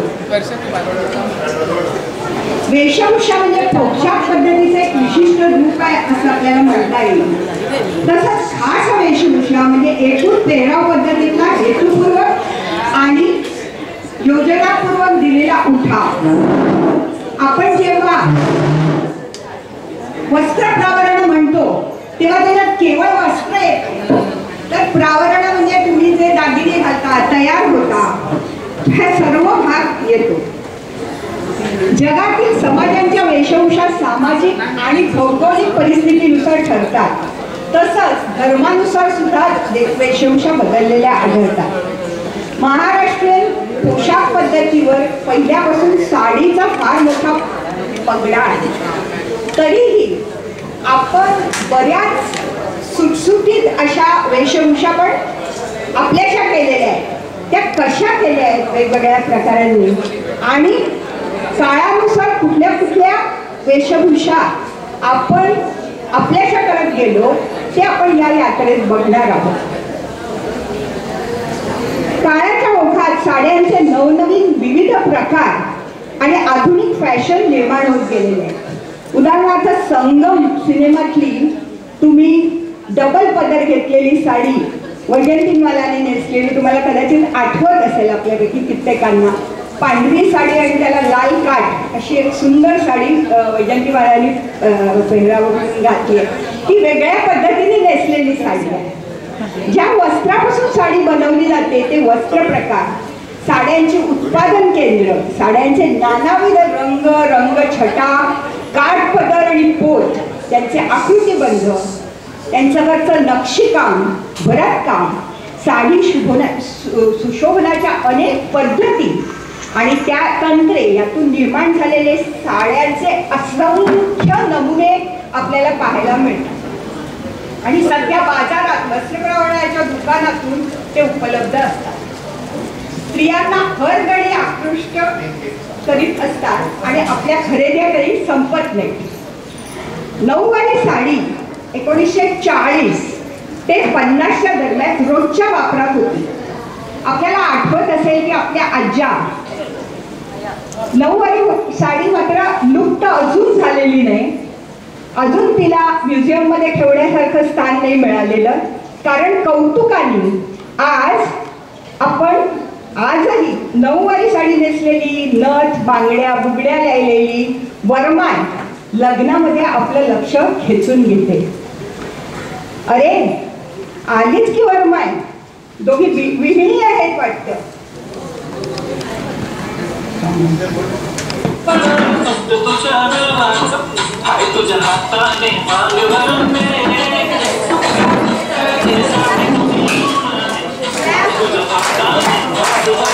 रंजना मारणे आणि वनिता केसरकर.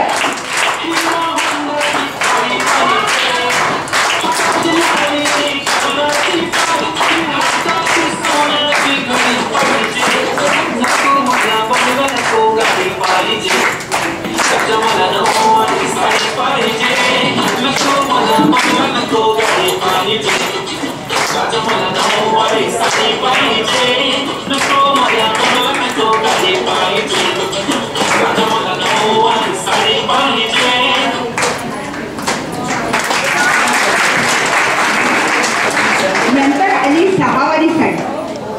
1950 ते आजवर खादीची साडी, नारायणपेठ, कांजीवरम साडी, बनारसी साडी, पटोला साडी, इरकल आणि हाकोबा, कलकत्त्याची जमदानी साडी, आणि ढाका साडी, मध्य प्रदेशमधली चंदेरी, इंदोरी, महेश्वरी, मधुबनी, आसामची मुंगा, रेशम, उडीसाची बोमकई, राजस्थानची बंदेज, गुजरातची गटोळा, पटोला, बिहारची तसर, काठा, छत्तीसगडी कोसा, रेशम, दिल्लीच्या रेशमी साड्या, झारखंडी कोसा, तामिळनाडूची कांजीवरम, बनारसी साड्या, उत्तर प्रदेशची तंजोई, पश्चिम बंगालची बालुचरी एवं कांथा, टंगेल ह्या प्रसिद्ध साड्या आपल्याला सतत आकर्षित करतात. आता येत आहे सहारी साडीमधून शुभांगी गावडे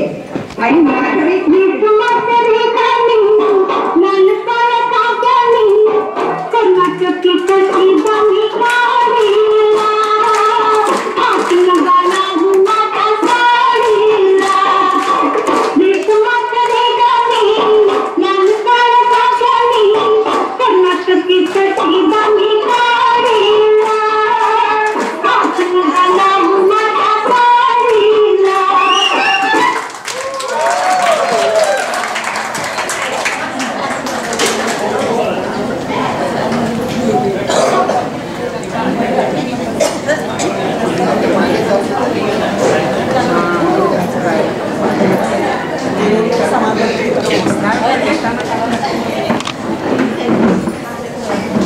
शालू, पैठणी याच्याबरोबरच आपण या साड्या सुद्धा आपल्याशा केल्या आहेत वेगवेगळ्या. यातही पैठणीचा थाट वेगळा आणि शालूचा लफडा वेगळा. अरे मला असं वाटतं बांदेकर भाऊजी शालू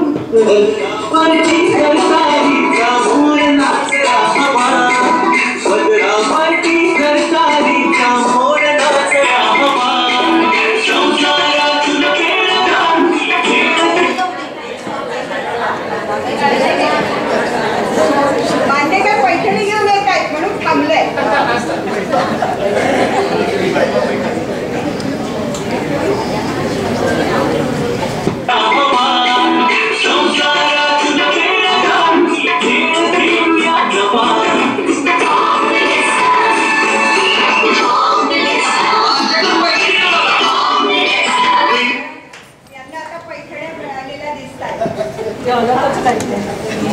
टीव्हीवरचा पैठणीचा खेळ किती जणांनी खेळलाय आपल्यापैकी? कोणी आहे? मला बघायचं होतं कशी पैठणी असते ती. म्हणजे ते देतात ती पैठणी किती चांगली असते ना. आम्ही किती वेळा म्हणतो कसं परवडतं त्यांना. रत्नाजी आपल्याला सांगू शकतो. त्यांना पैठणी मिळाली आहे आणि त्या येतात.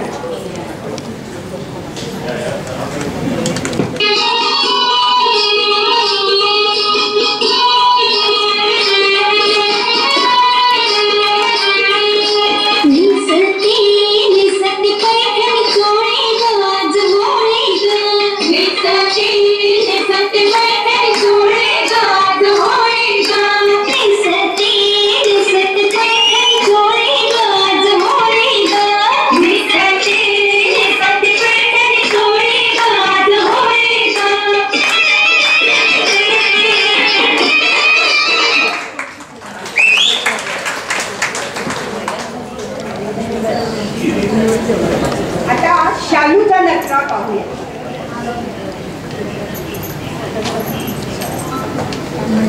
सगळ्यांनी I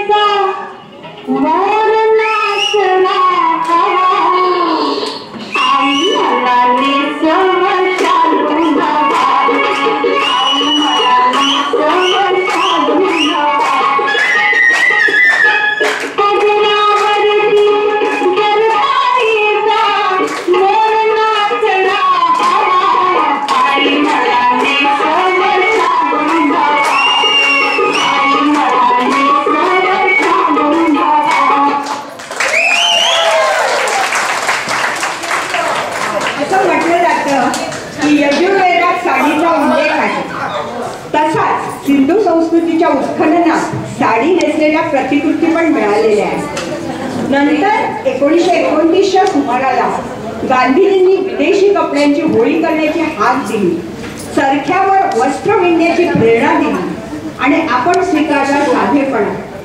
फॅशनमध्ये सुद्धा साधेपणा आला. तसंच स्वीकारली खादी. स्त्रिया नोकरी करू लागल्या आणि मग साडीतला साधेपणा समूर्त साकारला.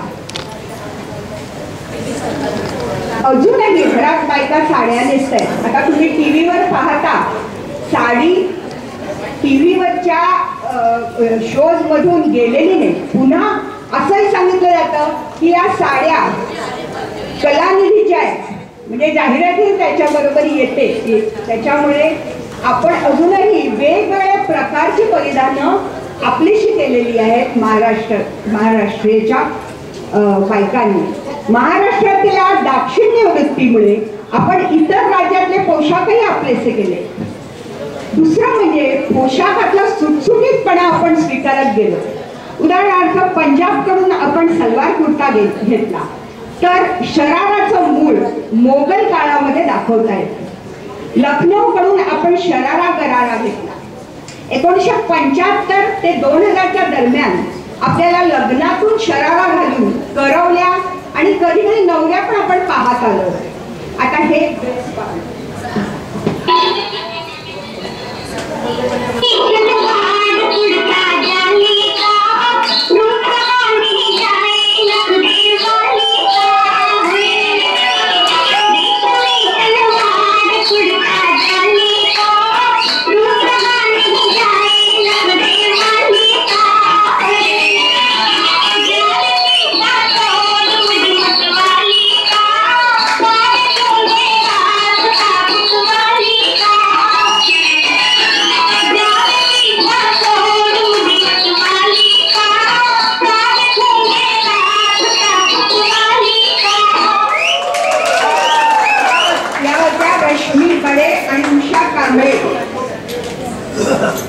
आजची नवरी आईला म्हणते, आई सॉरी आता शरारावाल्या मुली येत आहेत.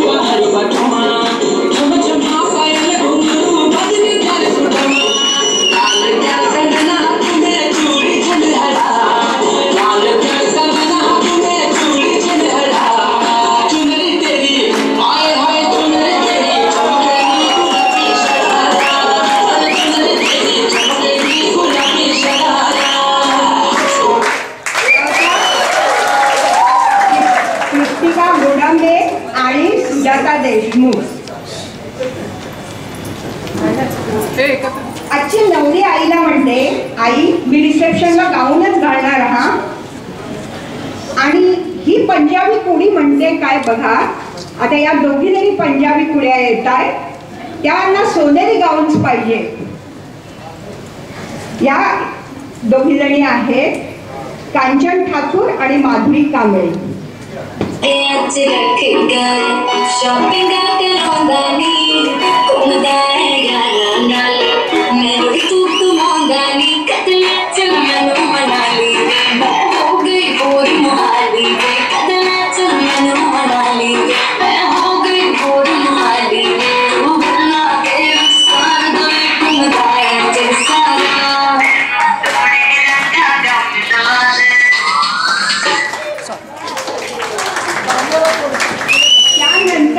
आपण आपल्याचा केला शर्ट पॅन्टचा पुरुषी थाट. आपल्याकडे कॉर्पोरेट कल्चर किंवा संस्कृती झिरपू लागली. स्त्रिया कंपन्यांमधून नोकरी करू लागल्या आणि मग महाराष्ट्रीय स्त्रियांना अधिक सुटसुटीत असलेला शर्ट पॅन्ट हा पेहराव आवडू लागला आणि जास्त भावला आणि त्यांनी तो आपलासाही केला. आता शर्ट पॅन्टमध्ये येत आहे प्रतिभा भोळे आणि ज्योत्स्ना पाटील.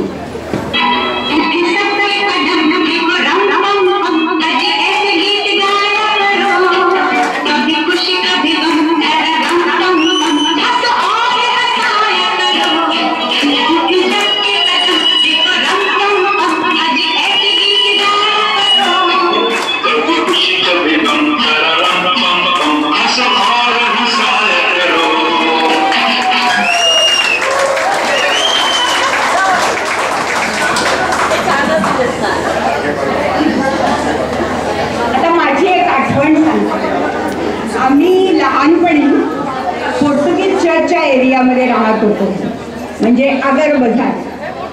आणि तिथे ईस्टरच्या आदल्या दिवशी रात्री एक झनल असा आवाज यायचा, आम्हाला जाग यायची मध्यरात्री. आणि एक सुंदर गाणं ख्रिश्चन एक गमाव असं म्हणत यायचा.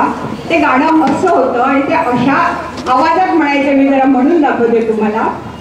गोळ्यात साखळे सोन्याचे हे पोरे कोणाचे, गोळ्यात साखळे सोन्याचे हे पोरे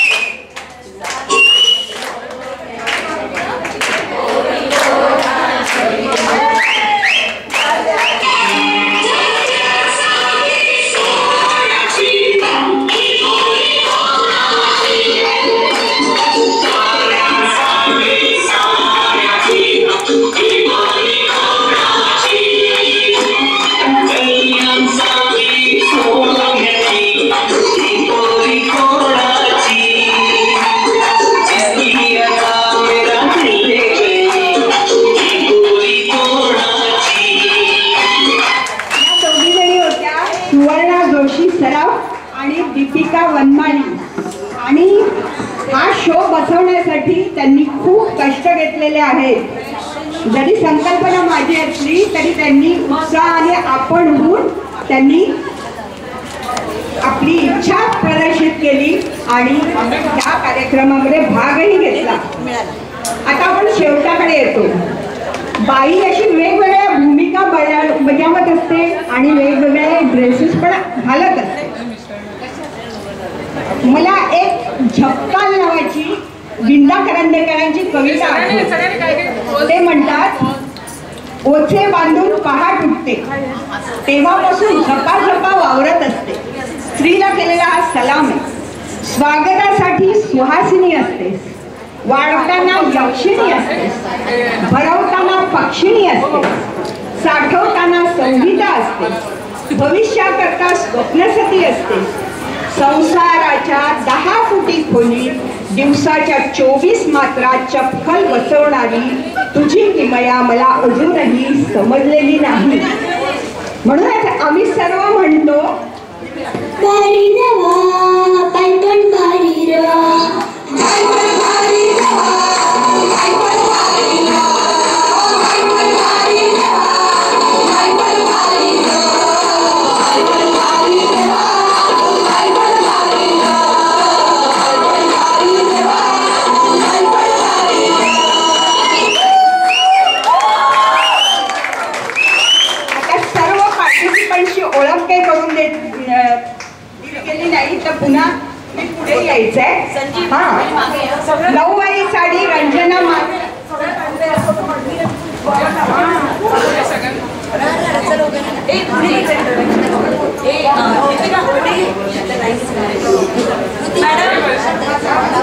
मॅडमला बोला.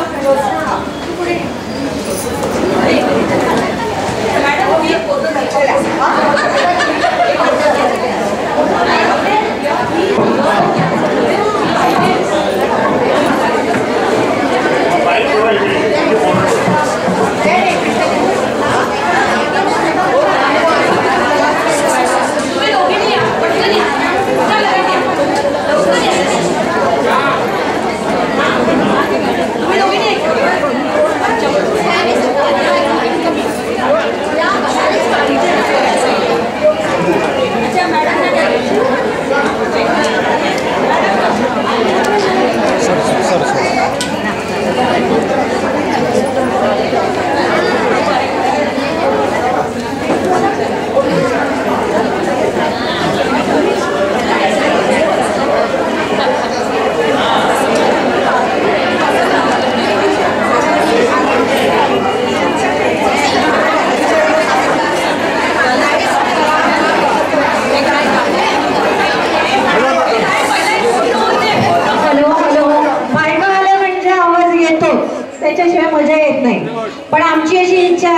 आम्हाला इथे एवढं ऑनर केलं त्याबद्दल आम्ही सुषमाताईंना थँक्यू बोलतो. आणि आमचे असे गोड असे गेस्ट आले आहेत. So we would like to click our photo together and then after with the audience. So जरा आवाज सहन करा आमचा. बोलले मी.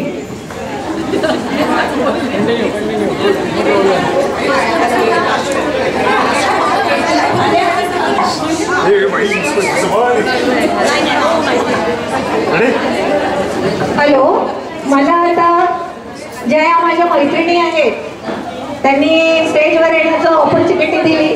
सो मी त्यांना छोटं छोटं पुष्पगुच्छ असं देऊन त्यांचं स्वागत करू इच्छिते. यू वॉन्ट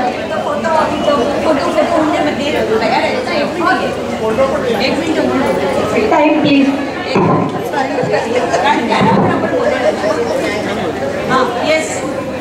अरे काय हात वे करा ना.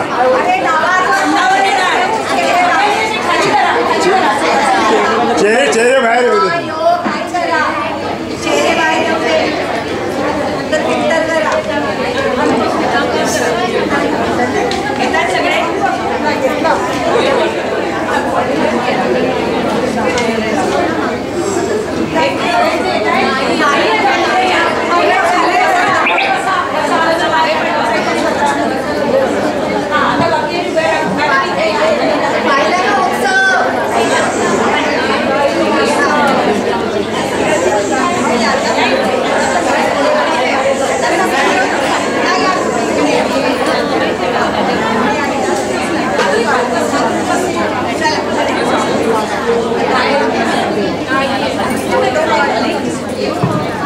सुवर्णा गॉगल गॉगल आहे ना.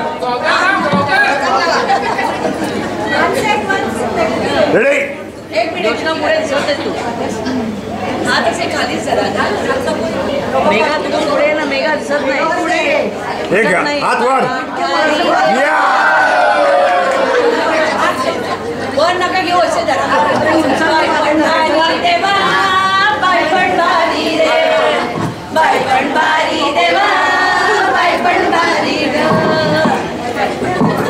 हॅलो हॅलो, चला मैत्रिणींनो रांगेत उभे राहा. छानसं गिफ्ट घ्यायला उभे राहा. मैत्रिणींनो उभे राहा. आता हे आमच्या या अशा छोट्याशा इव्हेंटमध्ये मी सगळ्यांचं नाव घेते. नऊवारी साडीमध्ये आहे रंजना मारणे. मी बोलवलं नाही पाहिजे. एक मिनिट या इकडे एक जण एक जण रंजना मारणे आणि Vanita Kesarkar. Please give them a big clap. या वयातही एवढी energy. They are not too old, just crossing to 50s. So please give a big clap. चल नाव नेक्स्ट. सहावारी साडी हात नका लावू. शुभांगी गावडे व माधवी खापले.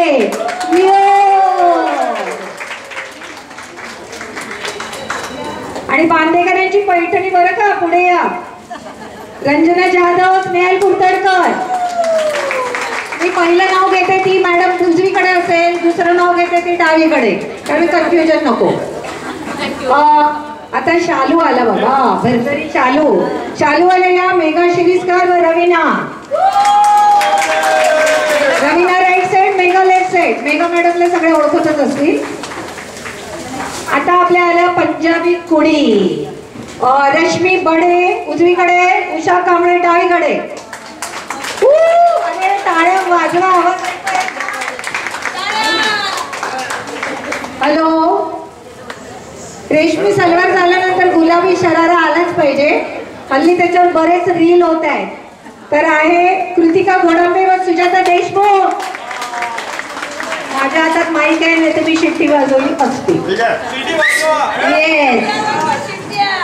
आणि गुलाबी शरारानंतर ऑफकोर्स गाऊन मध्ये येत आहे कंचन ठाकूर आणि माधुरी कांबळे. कंचन ठाकूर या स्वयंसिद्धाच्या फाउंडर आहे. तो त्यांनी त्याच्यामुळे आज आम्ही इकडे आलो आहे. We are the invited. So congratulations girls. आणि बिंदास मस्त मौनवाल pant shirt all time dress आहे तो ज्योत्स्ना पाटील आणि Pratibha Bole. Yo so I think आता शेवट last but not the least we Goan foodies mix foodies Deepika Vanmali myself and Swarna Saraf Joshi.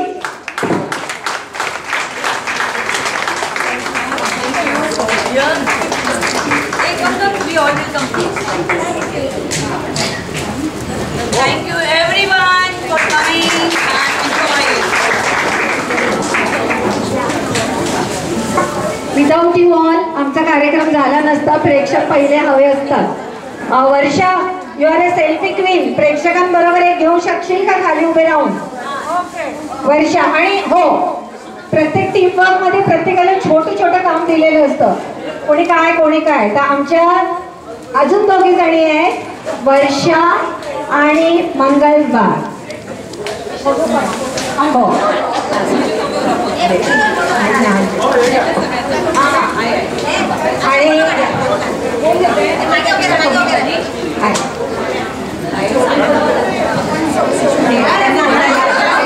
आणि आमच्या सगळ्या टीम लीडर VIP ज्यांनी हा कार्यक्रम सुरुवातीपासून धरून ठेवलाय त्या आमच्या आहे Sushma Kotwar. Please come on a stage. No असू दे नो बसू दे. या ये cheer her up. Yes, please madam, please. Such a quiet darling lady. Namaste. Yes. Congratulations madam and thank you. एक मिनिट. आम्ही येतो. हो खाली आहे तर याच्याकडून हे खाली सगळ्या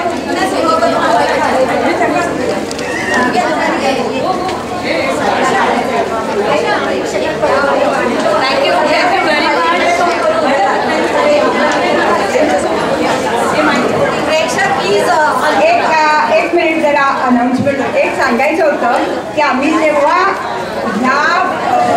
या कार्यक्रमाची सूचना किंवा आम्ही सांगितलं होतं मीटिंगमध्ये जेव्हा मी मांडलं तेव्हा एकानेही विरोध केला नाही. ते बिनविरोध पास झालं आणि विमेन्स डेला किंवा महिला दिनाला आपण हाच कार्यक्रम करायचा हे सर्वांमध्ये ठरलं. मला कुणालाही समजावून सांगावं लागलं नाही किंवा कन्व्हिन्स करावं लागलं नाही. सगळ्यांच्या पसंतीचा कार्यक्रम. आणि त्यानंतर त्या दोघीजणी सुवर्णा आणि कृतिका आपण Deepika sorry alliance Ambika alliance Ambika या दोघी आपण पण पुढे आल्या आणि त्यांनी डायरेक्शन द्यायला होकार दिला. सरळ त्यांनी त्या काही गोष्टी हातात घेतल्या आणि आपला जो स्वयंसिद्धा गट आहे त्यांनी आम्हाला खूप खूप कॉपरेशन दिलं, खूप सहकार्य दिलं. म्हणून हा कार्यक्रम होऊ शकला. म्हणून आजचा कार्यक्रम होऊ शकला. थँक्यू. हां